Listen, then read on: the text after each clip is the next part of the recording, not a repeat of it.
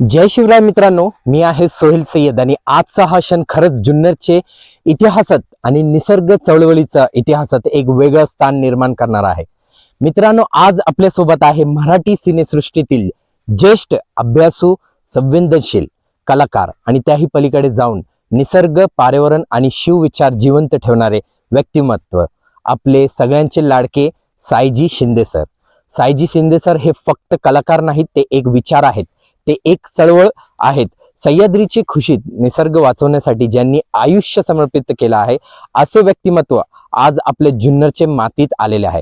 मित्रांनो, सह्याद्री देवराई संस्थेच्या माध्यमातून संपूर्ण महाराष्ट्रात 32 देवराय उभे राहिले आणि आता 26 जानेवारी 2026 पासून या चळवळीला एक नवा ऐतिहासिक नाव मिळणार आहे, छत्रपती शिवाजी महाराज सह्याद्री देवराय. आणि याची सुरुवात शिवरायांच्या पावलांनी पावन झालेले जुन्नर तालुक्यातील आलमे गावापासून होत आहे. ही बाब आपल्या सगळ्यांसाठी अभिमानाची आहे.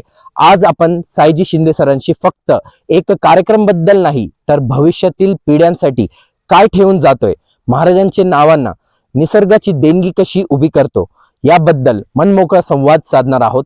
तर चला मित्रांनो, हा संवाद पूर्ण शेअर करा आणि शेवटपर्यंत पहा, कारण हा इंटरव्ह्यू नाही, ही एक जबाबदारी आहे आपल्या राज्यासाठी, आपल्या मातीसाठी. धन्यवाद. जय शिवराय.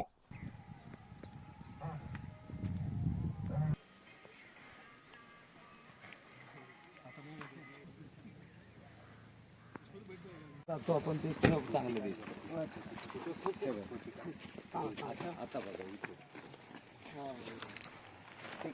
मागची कशी दिसते.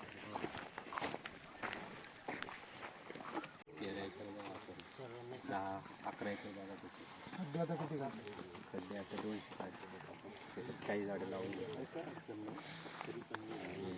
बाकीचे खड्डे राहिले. सर, सर्वप्रथम आपला स्वागत आहे आपल्या YouTube channel Junnar on in एक्सपोर्टवर. सायजी शिंदे सर, सह्याद्री देवराई संस्थेच्या माध्यमातून संपूर्ण महाराष्ट्रात 32 देवराई उभे राहिलेले आहेत. पण आज जुन्नर तालुक्यात आलमे गावात सुरू होणारी देवराई आपण छत्रपती शिवाजी महाराज सह्याद्री देवराई या नावाने सुरू करत आहात. या नावामागचा आपला विचार आणि भावना थोडक्यात सांगाल का? आपण जेव्हा नसू तेव्हा छत्रपतींचे विचार हे जगाला उपयोगी आणि जगाला प्रेरणा देणार आहेत.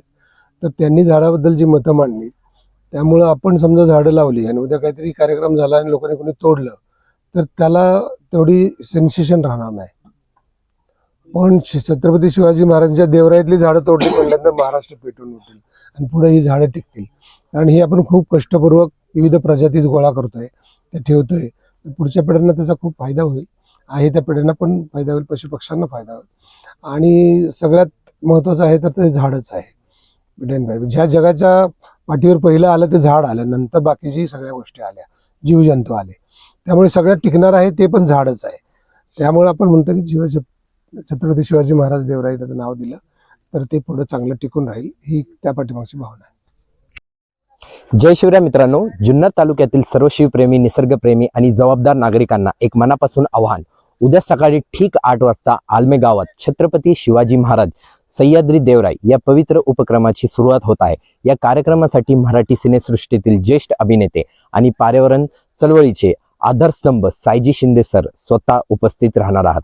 हा कार्यक्रम पाहण्यासाठी नाही, तर प्रत्यक्ष सहभागी होण्यासाठी आहे. प्रत्येकाने आपल्या आवडीचं किमान एक देशी रोप आवर्जून सोबत घेऊन यावा. आंबा असो, जांभूळ, फणस, आवळा, चिंच किंवा कोणत्याही देशी झाड आपल्या राजाचे नावाने उभ्या राहणारे या देवराईत आपल्या हाताने लावलेला एक रोप हीच आपली खरी उपस्थिती असेल. फक्त घोषणा नको, आज कृतीचा वेळ आहे. चला तर मग आपल्या घामाचा एक थेंब या मातीत अर्पण करूया आणि येणाऱ्या पिढ्यांसाठी छत्रपती शिवाजी महाराज सह्याद्री देवराई उभी करूया. सकाळी 8 वाजता आलमे गावात छत्रपती शिवाजी महाराज सह्याद्री देवराई इथे नक्की या, रोप घेऊन या आणि या चांगल्या कामाचा भाग व्हा. धन्यवाद. जय शिवराय.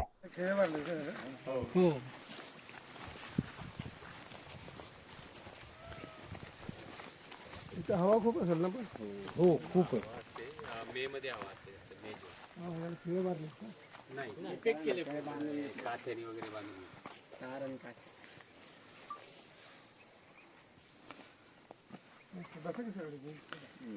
सॉरी प्राची बेलाबद्दल बेलाबद्दल बोलणं ओके तिने स्वतः बेलाबद्दल काही तयार केलंय हो. बेलवाने म्हणजे काय उद्या सांगेल ती. उद्या गावातील सर्व लेडीजला वाहून फेकून देण्यापेक्षा लावला पाहिजे असं मला बेलवाने म्हणजे लावलं पाहिजे ते सगळीकडे तोडतात, त्याच्यावरती जोरात लक्ष घेतलं पाहिजे. म्हणजे ते कचराच करतात ना. निर्माल्य होतं ते. पाण्यात टाकून दिलं जातं. निर्मल्य म्हणजे कचरा आणि कचरा म्हणजे निर्मल्य. 2-2 मिनिटात सगळ्यांनी बोलायचं, पुढे जायचं. असं करूया. काय अजून झालं की त्याच्यापुढं जास्त मोनोटनी करायचं नाही झाडांची, प्रजाती वाढेल. भोकराची लावली झाडं इकडे नाही भोकर आणलं पाहिजे इकडे.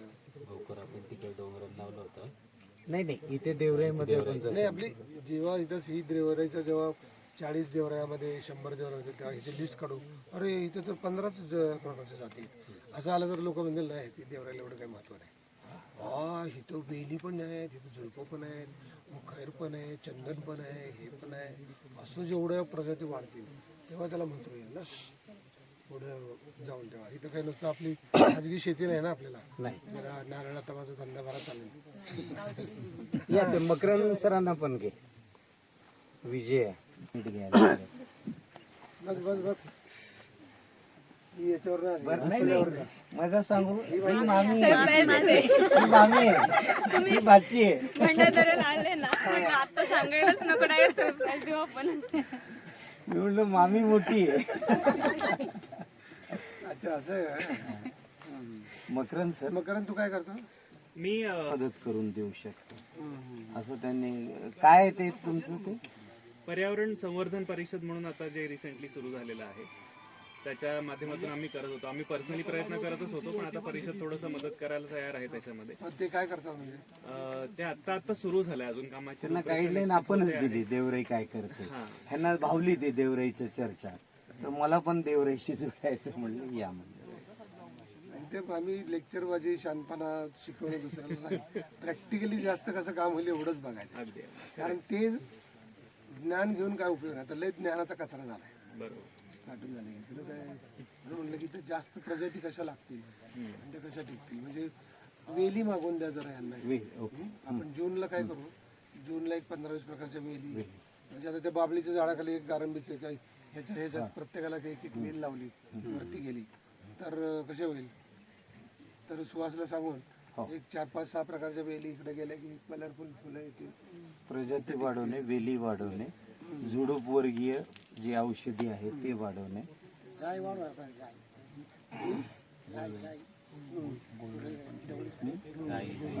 गुळवेल खूप लावा. ठीक आहे. आता हे सागराच्या झाडाखाली गुळवेल लावली ते तर त्यांचं काम करत राहील ना. गारंबीची, गारंबी, अजून त्या कृष्णकमळ, हो त्या सगळ्या प्रकारचे एक 10 वेली. त्याच्यावर लक्ष द्यावं. कारण वड आले म्हणा नको वड आम्हाला नका देऊ मला. 100 वडाचं काय करायचं आहे. त्यामुळे आता लावले तेवढं बस.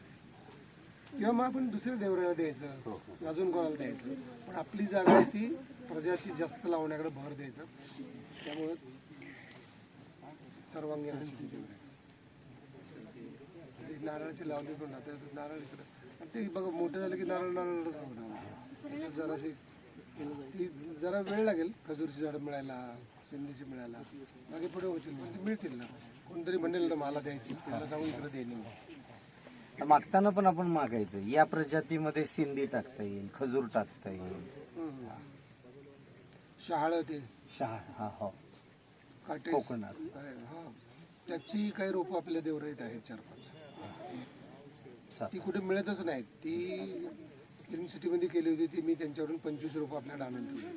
मला वाटतं साताऱ्यात असतील 2-4 रोपं. तर ती जरा कशी तरी मिळवून, म्हणजे त्याला 10 वर्षांनी फळं येतात, पण मग 125 वर्ष टिकतात.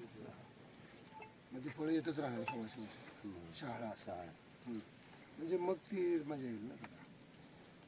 तर आपलं हे ठरलं की प्रजाती वाढवायच्या आणि वेली वाढवायची. जूनमध्ये त्याच्यावरती तोपर्यंत मिळवून ठेवा तुमच्या